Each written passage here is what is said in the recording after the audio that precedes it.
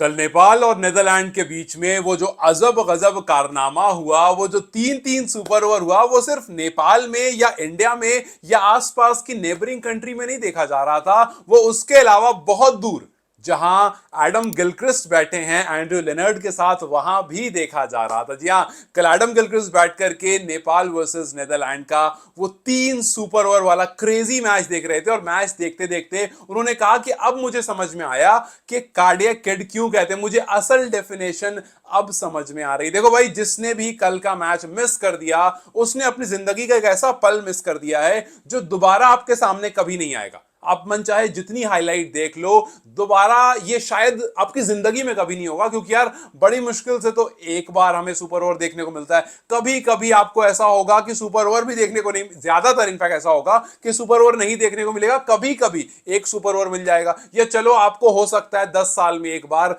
दो super over मिल जाएगा। जैसे इंडिया वर्सेस अफगानिस्तान वाले मैच में एक मिल गया था, एक आपको कल मिल गया था। लेकिन तीन तीन सुपर ओवर मिलना इम्पॉसिबल सी चीज है। और कल वो हम सब ने विटनेस की, कल वो एडम गिलक्रिस्ट ने विटनेस की, कल वो दुनिया ने विटनेस की। और इसी वजह से इंडिया में नेपाल एक बार फिर से ट्रेंड हुआ। और इसी वजह से मैं कह रहा हूं कि अगर आपने मिस कर दिया तो कुछ ऐसा मिस कर दिया जो बस आप सोच लो कि आपसे चला गया, वो दोबारा नहीं होने वाला। और आपके पास अगर कोई अच्छा कार्डियक स्पेशलिस्ट है तो भाई उसका स्पीड डायल पर नंबर सेव कर लो। मैं तो कर ले रहा हूं, बिकॉज कल को ऐसा कुछ हुआ, हार्ट अटैक वाली सिचुएशन आई, तो कॉल करने के लिए वो स्पीड डायल पर रहेगा। बिकॉज इस तरह का मैच कुछ जबरदस्त हो जाता है। कल one of the craziest match cricket की हिस्ट्री में हमने देखा, जहां पर नेपाल और नेदरलैंड ने 3 बार एक मैच को टाई किया और चौथी बार जाकर के रिजल्ट सामने आया। पहली बार जब 40 ओवर का मैच कंप्लीट हुआ, जब दोनों टीम ने 20-20 ओवर खेल लिए, 40 ओवर का जब मैच कंप्लीट हुआ तो मैच होता है टाई। फिर उसके बाद जब पहला सुपर ओवर हुआ टाई हो जाता, जब दूसरा सुपर ओवर हुआ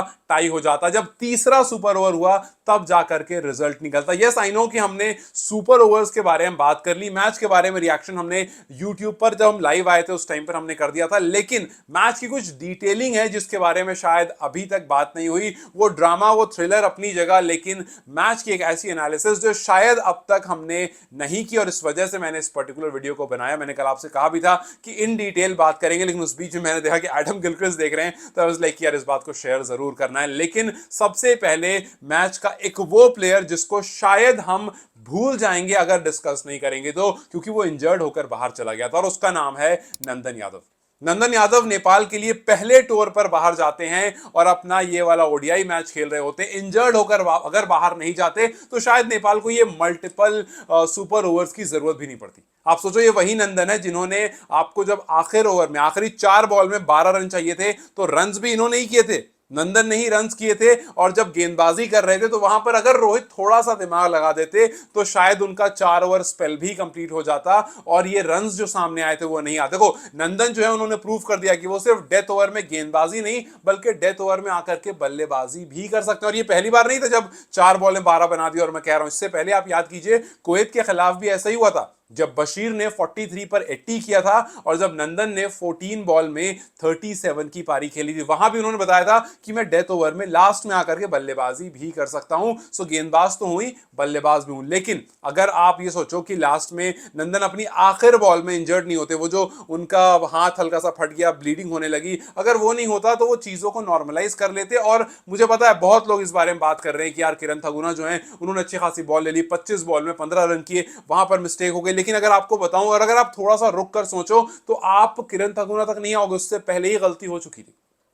नेदरलैंड जब पहले बल्लेबाजी कर रहा था, नेदरलैंड का स्कोर था 17 ओवर में 117। अब आप सोचो कि 17 ओवर में 117 पर 6 है ऑपोजिशन। अब आप क्या करोगे, 3 ओवर बच रहे हैं, आपका जो बेस्ट बॉलर है उसके 2 ओवर अभी बच रहे हैं। सो 3 ओवर में कोई भी कप्तान होगा वो एक ओवर 18 ओवर उसको देगा और 20 ओवर देगा। भाई उसके 2 ओवर बच रहे हैं, वो 2 ओवर उसको यूज कर लेगा। लेकिन यहां पर छोटी सी गलती रोहित से ये हो गई कि रोहित ने बॉल दे दी कुशल बुटेल के हाथ में। अब आप सोचो, कुशल बुटेल जो है वो भाई आपके पार्ट टाइम स्पिनर हैं, जो कभी कभी आप उनको यूज करते हो कंडीशन देख करके, लेकिन वो डेथ ओवर स्पेशलिस्ट नहीं। आपने उनको 18वें ओवर में बॉल उनके हाथ में दे दी, 14 रन उन्होंने लीक कर दिए, जबकि नंदन का 2 ओवर बच रहा था।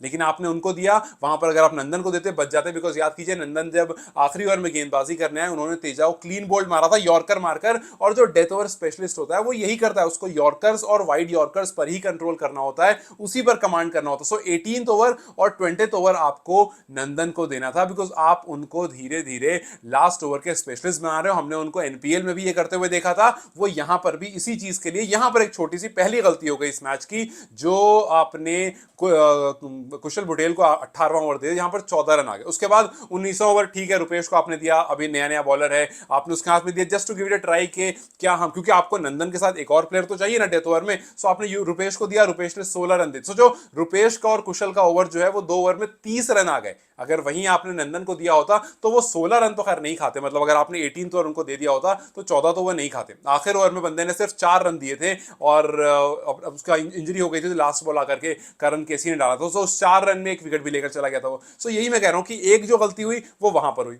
दूसरी गलती जो हुई वो ये हुई कि आपने लेफ्ट हैंड स्पिनर, वो जो डोरम था, वो जो ड्रम जो थे, उनको आप समझ ही नहीं पाए भाई। सोचो कि जिस डोरम को पूरी नेपाल टीम ने 4 ओवर में सिर्फ 16 रन लगाए, 3 विकेट खो दिए, उसको सुपर ओवर में आकर के कुशल बुटेल ने 19 रन ठोक दिए और लास्ट बॉल में आउट भी आते हैं। मतलब पहली बॉल रोहित सिंगल निकाल कर देते हैं, फिर 4 6 डबल और 6, मतलब आपने 4 बॉल में उस बंदे को 18 रन ठोक दिए, जिस बंदे ने 4 ओवर में 16 रन दिए थे 3 विकेट लेकर के। मतलब यार नेपाल वो कंट्री है जो लेफ्ट आर्म स्पिनर की फार्मिंग करती है, जिसके पास आप जाकर अभी भी ढूंढोगे सबसे ज्यादा लेफ्ट आर्म स्पिनर मिलेंगे। भाई एनपीएल में 20 लेफ्ट आर्म स्पिनर एनपीएल खेल रहे होते हैं, 20 लेफ्ट आर्म स्पिनर जो है वो जय ट्रॉफी खेल रहे होते हैं, और आप लेफ्ट आर्म स्पिनर के सामने फंस रहे थे। कुशल बुटेल आते हैं, खड़े होते हैं और फट फट फट फट मारना शुरू करते हैं और बोलते हैं यार ऐसे खेलो इसको, क्या तुम लोग खामखा पीछे जाकर के हट करके डर करके डिफेंस होकर खेल रहे हो। खैर वहां पर एक अच्छा टोटल बोर्ड पर लग जाता है, लगता है यार 19 रन हो जाएगा। आपके पास गेंदबाजी का ऑप्शन क्या होता है? कुछ भी नहीं होता, because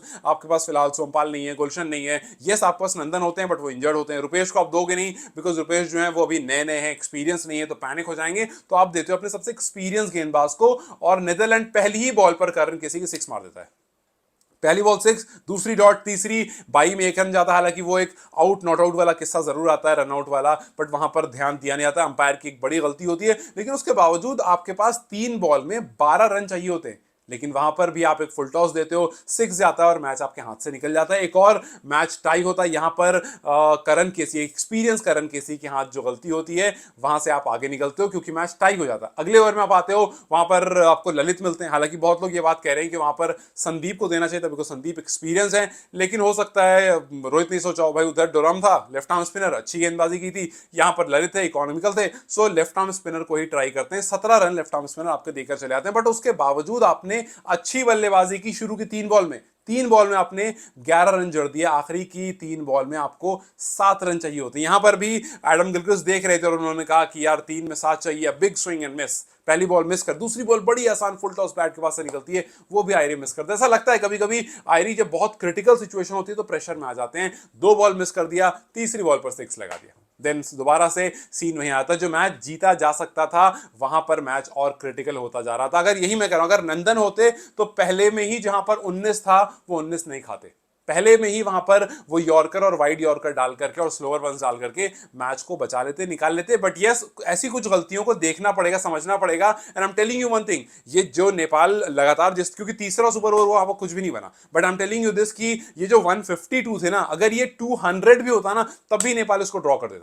because there is something about Nepal कि उनके कैलकुलेशन में कुछ ऐसी चीज होती है जो हर बार बड़ा स्कोर रहे, 323 रहे या फिर 232 रहे, आप इवेंचुअली आकर के आखिर में ही लाते हो, उसको आखिर ओवर पर ही लाते हो। And this is where something is missing. अगर नेपाल के पास कोई अच्छा एनालिस्ट है तो उसको हायर कीजिए और देखिए आपकी गलतियां कहां पर हो रही है। बिकॉज एक ही टीम, मैं आपको बता रहा हूं ना, अगर 200 रन भी होते ना कल के मैच में तो नेपाल उसको 199 या फिर 200 पर लाकर के ड्रॉ कर देता, और या तो लास्ट ओवर में आकर जीतता है तो लास्ट ओवर में आकर के हारता। बट सीन सारा ये है, जब उनको 150 रहता है तो वो 150 को भी आखिर ओवर तक ले जाते हैं, जब वो 200 रहता है तब भी वो आखिरी ओवर में या सेकंड लास्ट ओवर में जाएगा। मतलब स्कोर आप कुछ भी दो, ऐसा नहीं हो सकता है कि वो अगर कम स्कोर है तो जल्दी जीत जाए। वो उसी हिसाब से अपनी बैटिंग को शेप अप करते हैं और फिर धीरे धीरे धीरे जाके लास्ट में ही मैच जीतते हैं। कहां पर गलती हो रही है, क्यों सेम चीज repeat? I know cardiac kid हम सब कह रहे हैं, हम सब कहते भी हैं, और काफी क्रेजी मैच होता है, काफी हाइप मिलती है इन मैचेस को, और अच्छी बात है, लेकिन हारने वाली चीज नहीं होनी चाहिए ना। जब आप आसान मैच है, आपको एक अच्छी शुरुआत मिली है, कुशल ने शुरू में अच्छा शुरुआत करके आपको दिया, आपके पास अच्छा स्टार्ट मिलने के बाद मिडिल ओवर्स में आपके फिर रन्स कम हो गए। ये क्यों होता है कि मिडिल ओवर्स में आप जो है ना वो दब जाते हो, आप दब के खेलने लगते हो, आप 2 रन 3 रन 4 रन वाले ओवर खेलने लगते हो, जबकि आपका रिक्वायर्ड बहुत ज्यादा नहीं होता है, रिक्वायर्ड होता है 7-8 का, आप 3-4 के खेलते हो, अचानक से रिक्वायर्ड जो है वो लास्ट में आते आते 10 और 15 का हो जाता है। तो ये वो मिस्टेक है जहां पर नेपाल को सबसे ज्यादा काम करना है, एक अच्छे एनालिस्ट को हायर करना है, या फिर जो भी एनालिस्ट है उसको 10-12 मैच लेकर बैठना चाहिए, जितने क्लोज मैचेस हुए हैं, कि यार ऐसा क्यों हो रहा है सारे क्लोज मैचेस में कि हम लास्ट में आकर के यहां पर फंस जा रहे हैं, और फंसने में किसी में करंट किसी का हीरोइक आ रहा है तो जीत रहे हैं, वरना नहीं तो हार जा रहे हैं। सो क्यों ऐसा हो रहा है कि उन मैचेस को जिसको हम आसान से जीत सकते हैं उसको भी हम हार जा रहे हैं, और जो टॉप ऑर्डर है उनका तो खैर कुछ इलाज करना ही पड़ेगा, बिकॉज टॉप ऑर्डर का कुछ तो पंगा यार, आई डोंट नो, श्राप है, कोई दिक्कत है, कोई परेशानी है कि जो रन्स करेगा वो नीचे वाला ही करेगा, ऊपर वाला नहीं करेगा। एक आदमी कर दिया तो कर दिया, ऊपर वाला मतलब 3-4 विकेट तो गिरनी, वो प्रैक्टिस मैच खेलने आते हैं। जो शुरू के 3-4 बैटर होते हैं वो इत्मीनान से आते हैं, वो अपने सर पर नेशन को रिप्रेजेंट कर रहे हैं। इस चीज का आई डोंट नो, कल देखो कल अनिल कैसे आउट हुए भाई, आप पूरी अपना मतलब कहते हैं ना कि फुल जो आपका फुल कमिटमेंट वाला शॉट होता है वो था ही नहीं। लुकेश ब्रह्म आए चले गए, अगर इस तरह से रहा तो कैसे चलेगा। सो आपको ये थोड़ा सा समझना पड़ेगा कि भाई शुरू में ही तो रन्स बनते हैं, भाई पावर प्ले में तो रन्स बनते हैं, कैसे कुशल बुटेल रन्स बना रहे हैं, पावर प्ले में ही तो रन्स बनते हैं, यहीं पर तो वो सारा हिसाब किताब होता है। सो ये कुछ छोटी चीजें हैं जो मिसमैनेज हो रही है, जो कैलकुलेट नहीं हो पा रही है अच्छे से, कि यार अगर 20 ओवर का मैच है और उसमें 170 हमें बनाना है तो हमें किस स्पीड से चलना है, शायद इसकी कैलकुलेशन में थोड़ी मिस्टेक हो रही है। आपको स्टार्ट मिले या ना मिले, आपको मिडिल ओवर्स में रन आए या ना आए, आप इवेंचुअली आखिर में आकर के उस मैच को क्लोज कर ही देते हो, और फिर वहां पर आकर के हार या जीत में डिसाइड होता है, डिपेंड करता है बैटर्स का फॉर्म चला नहीं चला, 6 लगा नहीं लगा, वरना आप आते उसी लास्ट में। और मैं फिर कह रहा हूं, कल 200 रन भी होते तो मैच आखिरी ओवर तक आता।